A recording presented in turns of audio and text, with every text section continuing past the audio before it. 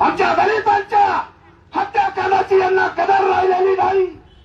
त्या पुण्यामध्ये एक जण येतो, 2 जणांना चिरडून जातो, सगळा महाराष्ट्र जागा होतो, सगळे मंत्री जागे होतात, सगळं राज्य जागे होतं, मुख्यमंत्री, उपमुख्यमंत्री, गृहमंत्री सगळ्यांच्या बाईट येतात, कमिशनरला भेटायला जातात।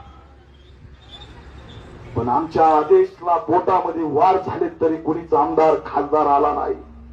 मत मागायला सगळे येत होते, त्या पुण्याच्या घटनेत सगळे बोलतात, ती घटना सुद्धा आम्ही लढतोय, पण दलितांच्या तरुणाबद्दल ही भूमिका सरकारची कशामुळे?